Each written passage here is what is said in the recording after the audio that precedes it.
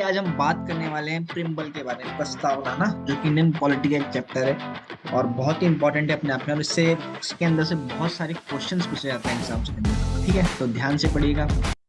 ठीक है, तो हमेशा आपने ना जो बुक्स होती हैं, जो देखी होंगी ना, तो बुक्स के आगे ना फर्स्ट पेज पे आपने अक्सर देखा होगी प्रस्तावना लिखी आती है ना, प्रिम्बल्स लिखा होता है। तो आज हमको उसको पढ़ते हैं, उससे रिलेटेड क्या क्या क्वेश्चंस आते हैं, उनका मतलब क्या है। ठीक है, हम भारत के लोग हैं। भारत को एक संपूर्ण प्रभुत्व संपन्न समाजवादी पथ निरपेक्ष और लोकतंत्रात्मक गणराज्य बनाने के लिए तथा उसके समस्त नागरिकों को सामाजिक आर्थिक और राजनीतिक न्याय, विचार अभिव्यक्ति, विश्वास, धर्म और उपासना की स्वतंत्रता, प्रतिष्ठा और अवसर की समान समता, है ना, प्राप्त करने के लिए तथा उन सब में व्यक्ति की गरिमा और राष्ट्र की एकता और अखंडता सुनिश्चित करने वाली बंधुता बढ़ाने के लिए दृढ़ संकल्प होकर अपनी इस संविधान सभा में आज तारीख 26 नवंबर 1949 ईस्वी को एक दत्त इस पर संविधान को अंगीकृत, अधिनियत और आत्मपित करते हैं, है ना। तो जो हमारी प्रस्तावना है तेरे संविधान में, वो कब अडॉप्ट किया गया था? 26 नवंबर 1949 को। ठीक है, फिर से रिलेटेड एक क्वेश्चन बनता है, संविधान सभा में उद्देश्य प्रस्ताव कब कब प्रस्तुत किया गया था? तो ध्यान रखना, 13 दिसंबर 1946 को। ठीक है, 1946 और 49 में कंफ्यूज नहीं होना। कब हुआ था? 13 दिसंबर 1946 को। भारतीय संविधान का कौन सा भाग भारत को एक धर्म निरपेक्ष राज्य के रूप में वर्णित करता है? तो धर्म निरपेक्ष किस वजह से बनता है? राज्य संविधान की प्रस्तावना के कारण। ठीक है, क्योंकि हमने प्रस्तावना में क्या लिख रखा है? धर्म निरपेक्ष। ठीक है, फिर आगे बात करें, सर्वोच्च न्यायालय द्वारा ऐसा किस वाद में कहा गया है कि अनुच्छेद 368 के अंतर्गत संविधान की प्रस्तावना में भी संशोधन किया जा सकता है, परंतु ये मूल ढांचे का उल्लंघन करने वाला नहीं होना चाहिए। तो किसमें लिखा था? केशवानंद भारती वाद के अंदर, 1973। अब आपको पता हो कि अनुच्छेद 368 या आर्टिकल 368 के हम तहत क्या कर सकते हैं? अमेंडमेंट कर सकते हैं ना, किसी किसी अंदर अपन को कुछ चेंजेस करने हो, है ना, किसी नियम के अंदर कुछ बदलाव करना हो, तो हम उससे 368 के तहत कर सकते हैं। और ये अपन ने लिया कहाँ से? 368 वाला ना, अपने अमेंडमेंट के लिए तो हमने ये कहाँ से लिया है? कहाँ से लिया है बता सकता है कोई? श्रीलंका से। ठीक है,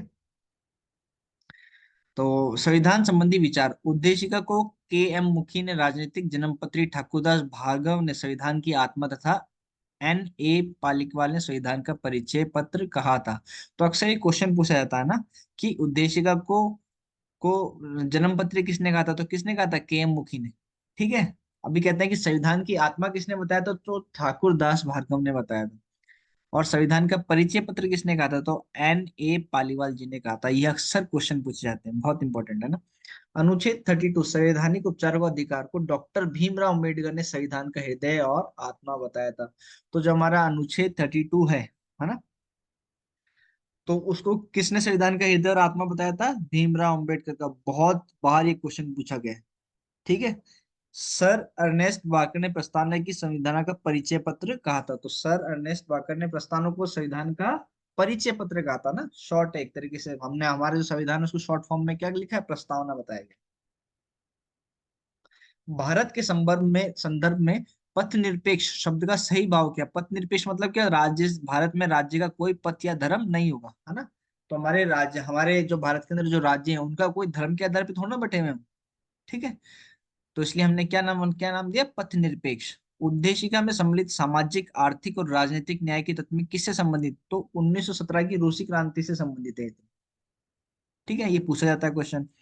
उच्चतम न्यायालय में किस वाद में ये धारणा प्रस्तुत की गई कि उद्देशिका संविधान का अभिन्न अंग है?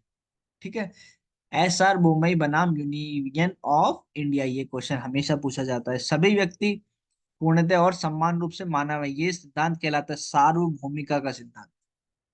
ठीक है, भारत के लौकिक सार्वभौमिक है क्योंकि संविधान की प्रस्तावना आरंभ होती है ना, क्योंकि भारत में क्या है? लौकिक सार्वभौम, क्योंकि संविधान की प्रस्तावना आरंभ होती है। हम भारत के लोग हैं, वी आर द पीपल शब्दों से। ठीक है, तो हमने अभी शब्द प्रस्तावना पढ़ी थी, सब उससे पहले क्या लिखा था?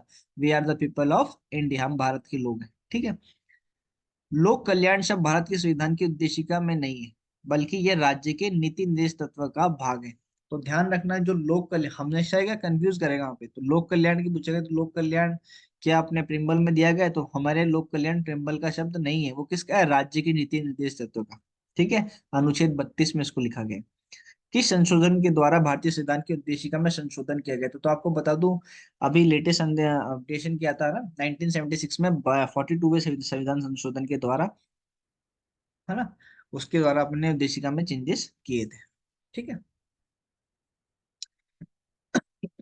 तो क्या है, भारतीय संविधान की प्रस्तावना में जिन आदेशों और उद्देश्यों की रूपरेखा दी गई उसका विस्तार क्या है, तो मूल अधिकार, अभी आपने हमने फर्स्ट पढ़ा था, उसमें मूल अधिकारों की रक्षा होगी, राज्य के नीति निर्देश तत्व सिद्धांतों तथा मौलिक कर्तव्य के अध्याय दिए गए ना।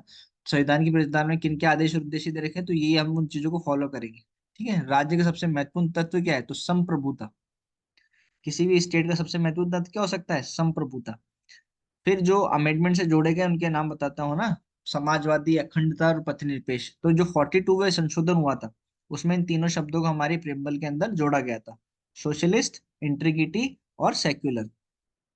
ठीक है, शब्द संविधान की प्रस्तावना में संशोधन द्वारा जोड़े गए थे, तो 41वें संशोधन, ये बार बार क्वेश्चन पूछा जाता है। ठीक है, उद्देशिका को राजनीतिक जन्मपत्री, पॉलिटिकल हॉरोस्कोप किसने बताया, अभी अपन ने पढ़ा था, के एम मुंशी जी ने बोला था। ठीक है, प्रस्तावना संविधान का अंग नहीं है, उच्चतम न्यायालय ने ये मत किस वाद में व्यक्त किया था, तो जो प्रस्तावना है अपनी, वो संविधान का अंग नहीं है। ठीक है, संविधान को एक तरीके से परिचय पत्र कह सकते हैं प्रस्तावना अपना। ठीक है, तो 21 मामले में कहा था उन्होंने, बेरोबारी संघ मामले में, वर्ष 1916। संविधान निर्माण में महत्वपूर्ण भूमिका निभाने वाले संविधान सभा के सदस्य सर लादी कृष्ण स्वामी के अनुसार संविधान की प्रस्तावना हमारे दीर्घकालीन सपनों का विचार है। ठीक है, तो चलिए, कैसा लगा आपको जरूर बताएं कमेंट बॉक्स में, मिलते हैं फिर से।